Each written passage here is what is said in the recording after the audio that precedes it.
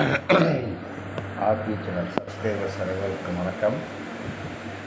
நம்ம சேனலில் தெரிந்த ஊர்கள், தெரியாத பல செய்திகள், தெரிந்த செய்திகள், தெரியாத பிற ஊர்கள், உண்மை சம்பவங்கள், அனுபவங்கள், இதை வச்சு வீடியோக்கள் போட்டு வந்துட்டுருக்கோம். நண்பர்கள் யாரும் புதுசாக நம்ம சேனலை பார்த்தீங்கன்னா தயவுசெய்து சப்ஸ்கிரைப் பண்ணிட்டு பக்கத்தில் ஒரு பெல் பண்ண கிளிக் பண்ணி ஆல் நோட்டிஃபிகேஷன் வச்சுங்க. அவ்வாறு நான் போகிற புதிய வீடியோக்கள் இருக்கிறோம். சரி வாங்க விஷயத்துக்கு போவோம். சர்வதேச தொழிலாளர் தினம் மே 1 இது ஒவ்வொரு ஆண்டும் கடைப்பிடிக்கக்கூடிய ஒரு விஷயம். உழைக்கும் பாமர மக்கள் அனைவருக்கும் சேனல் வழியாக இனிய தொழிலாளர் தின உணர்வாளத்தை செலுத்தி ஆரம்பிக்கிறோம். இந்த தொழிலாளர் தினம் எப்படி இந்தியாவுக்குள்ளே வந்துச்சுங்கிறதுக்கு ஒரு எடுத்துக்காட்டு சொன்னால், 1919ஆம் நூற்றாண்டு இறுதி வரைக்கும் இந்த இதை பெரிய அளவுக்கு நம்ம இந்தியர்கள் யாரும் பெருசாக கண்டுக்கிறார். அதன் காரணமாக அமெரிக்க ஏகாதிபத்தியம் நம்ம இந்தியர்களுடைய உழைப்பை அன்னைக்கு உழைஞ்சிட்டு போணுச்சு அங்கே இருக்கக்கூடியது. அப்போ இந்த விஷயத்துக்கு யாரும் குரல் கொடுக்க மாட்டாங்களோ அப்படின்னு ஒரு மிகப்பெரிய ஒரு இயக்கத்தை இந்திய மக்கள் ஏன்னா அவருடைய பணிகளை கொத்தடிமையாக வேலை வாங்கினாங்க. அதாவது ஒரு இப்போ 8 மணி நேரம் இருக்கக்கூடிய வேலை வாய்ப்பு இப்படி பார்த்திங்கன்னா காலையில் 6 மணிலேருந்து 8 மணி நேரம் வேலைக்கு போயிடணும். வேலைக்கு போயிட்டாங்கன்னா அவங்க எப்போ விட்றாங்களோ அப்போ தான். அது நைட்டு 12 மணியாக இருக்கலாம், 2 மணியாக இருக்கலாம். படுத்துட்டு திருப்பி 2 மணி நேரத்தை தூங்கி எழுந்திரிச்சு எல்லாத்தையும் முடிஞ்சு 3 நாள் காலையில் டியூட்டி வேலை நேரத்துக்கு போயிருக்கோம். இந்த இது காலங்காலமாக இருந்துகிட்டு மக்களுடைய உழைப்பு விட்டு வேலை புரிஞ்சு வேலை வாங்கிட்டு இருந்தாங்க அந்த காலத்தில். இதை இந்திய மக்கள்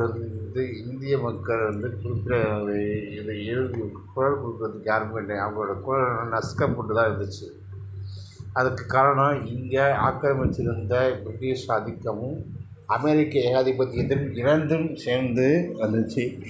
இதுக்கு ஒடுக்கிறதுக்கு ஒரு விஷயம் எங்கன்னா, ரஷ்ய பிராந்தியத்திலேருந்து பொதுவுடைமை கட்சியை இருக்கிறாங்க. அந்த பொதுவுடைமை கட்சி இது மிகப்பெரிய ஒரு சக்தியாக குறைவெடுத்தது தான் இந்த வேலை செய்யக்கூடிய தொழிலாளர்களுக்கு மத்தியில் இருக்கக்கூடிய பாமரர்களுடைய இடைவெளிப்பை இப்படி கொடுமைப்படுத்துகிறாங்களே அப்படின்னு சொல்லி ஒரு குரல் வந்துச்சு. ஆனால் அதை அமெரிக்க ஏகாதிபத்தியமும் பிரிட்டிஷ் பேர சாம்ராஜ்யம் அதை பெருசாக கண்டுக்கிறார்.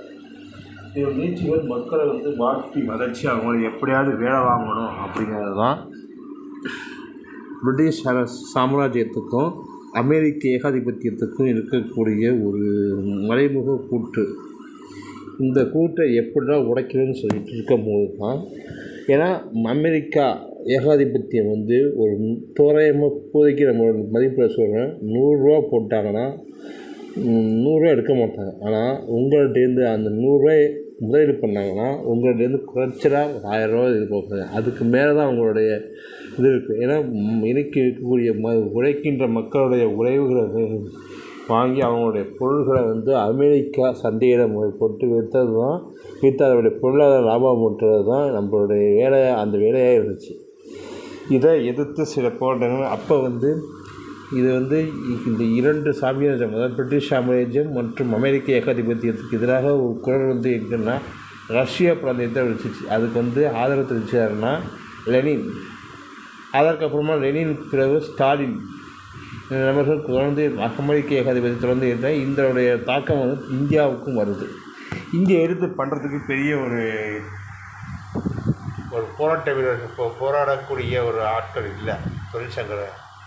இந்த நேரம் தான் சிங்காரவரர் அப்படி சொல்லக்கூடிய யாருன்னா 18 பிப்ரவரி 1860 11 பிப்ரவரி 1946 வரைக்கும் இவருடைய காலம் இருந்துச்சு. இவர் மதராஸ் மாகாணம் அப்போ இருக்கக்கூடிய மதராஸ் மாகாணத்தில் மதராஸில் பிறந்தார். மெட்ராஸ் பிறகு சென்னை நகரத்தை பிறந்தார். இவர் இளமையிலேயே புத்த மதத்தை தரவணக்கூடிய ஆள். இவர் பல கம்யூனிஸ்ட் போன்று ஆரம்பத்தில் எல்லா கம்யூனிஸ்ட் பொதுமுறைமை கட்சியில் இருக்கக்கூடிய ஆட்கள் எல்லாமே இந்திய தேசிய காங்கிரஸை இணைஞ்சு தான் அதற்கப்புறமா தான் கம்யூனிஸ்ட் இயக்கத்துக்கு போகக்கூடிய ஆட்கள். அதேமாரி தான் இந்த சிங்காரவேரரும் இந்திய தேசிய காங்கிரஸில் ஆரம்பத்தில் இருந்து செயல்பட்டு பின்னர் இந்த காங்கிரஸ் ஏற்பட சில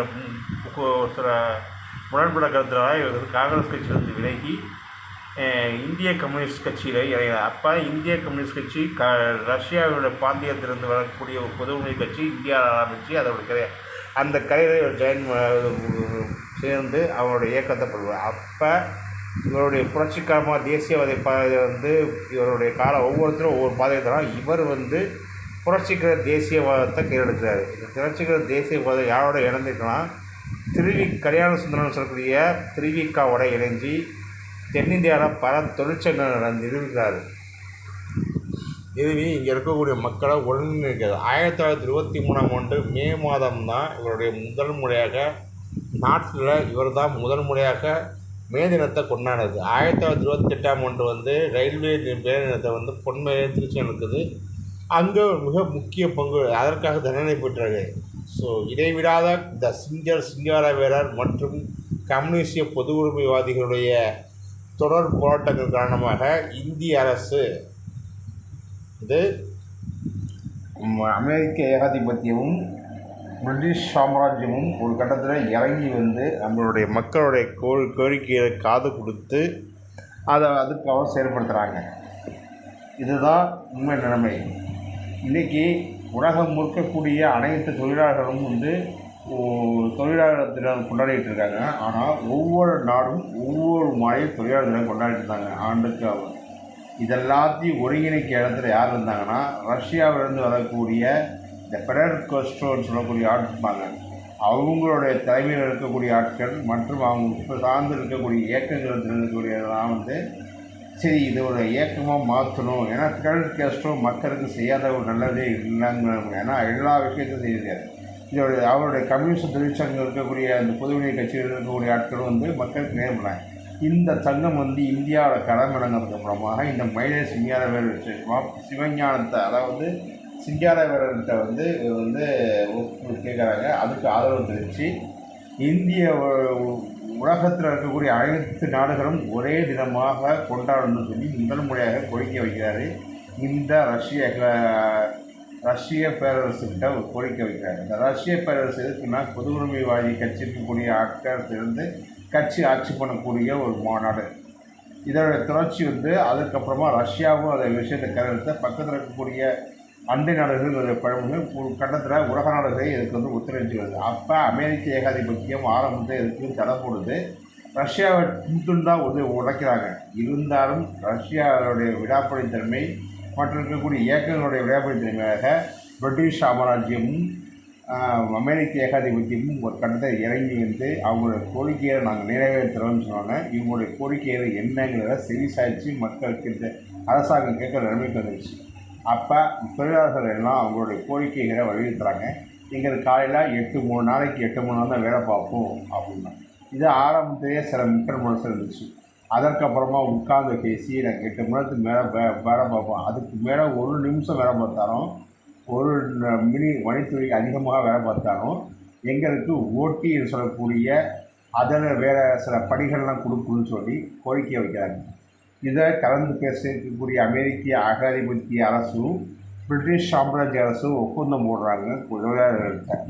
அந்த தொழிலாளர் போட்ட யாருன்னா கன்சர்வேட்டிவ் இருக்கக்கூடிய ஆட்கள் ஏன்னா கன்சர்வேட்டிவ் கட்சி தான் அங்கே தொழிலாளர் கட்சியாக இருக்குது. தொழிலாளர் கட்சி ஆரம்பத்துலேருந்து இருக்குன்னா தொழிலாளர் கட்சி சார்பாக பிரதிநிதி சார்பாக தான் இந்தியாவில் ஒரு அரசாங்கம் ஆண்டுகிட்டு இருக்குது. அந்த அரசாங்கத்தினுடைய தலைமையாக பிரிட்டிஷ் அமெரிக்கமும் அமெரிக்க ஏகாதிபத்தியம் மற்றும் இந்திய போராட்ட தொழிற்சங்கம் வழியாக இருக்கிற முத்தரப்பு பேச்சுப்பாடு நடந்து இதில் ஒப்பந்தத்தை கையெழுத்து போடுறாங்க. அந்த கையெழுத்து போட்டதோடைய எதிர்வழி என்னென்னா, நாங்கள் 8 மணி நேரம் வேலை பார்ப்போம். அதுக்கப்புறம் எங்களுக்கு வாரத்தில் 1 நாள் லீவு வேணும். ஏன்னா விடுமுறை வேணும். எங்களுடைய குடும்பத்திற்கு வளர்க்கக்கூடிய ஆட்களோட நாங்கள் ஓய்வு நேரத்தை செலவிடணும்னு சொல்லி கோரிக்கை. இதுக்கப்புறமா ரொம்ப நீண்ட போனதுக்கு அப்புறமா அமெரிக்க ஏகாதிபத்தியமும் பிரிட்டிஷ் சாம்ராஜ்யமும் இறங்கி கோரிக்கை தருவாங்க.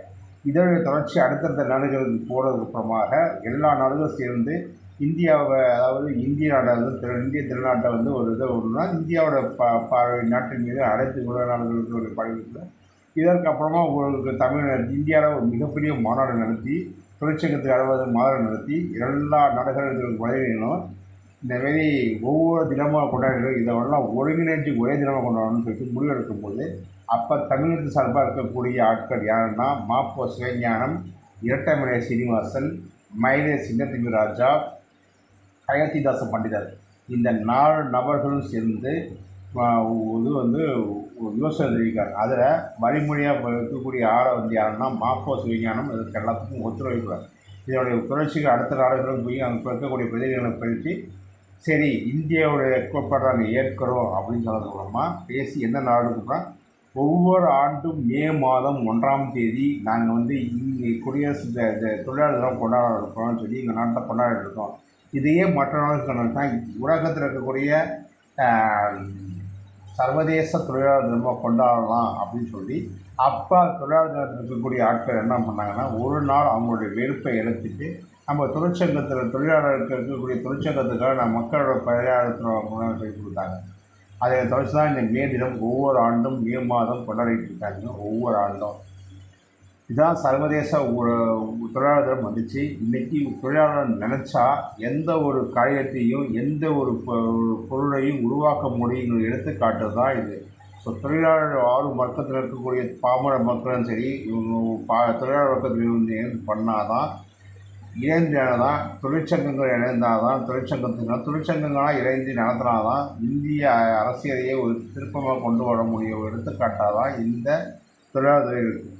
தொழிலாளர் கொணக்கூடிய அனைத்து தொழிலாளர் கணவர்களுக்கும் நம்மளுடைய சேனல் வழியாக இனிய தொழிலாளர் நிலவரத்தை தெரிவித்து வீடியோவை பிடிக்கிறாங்க.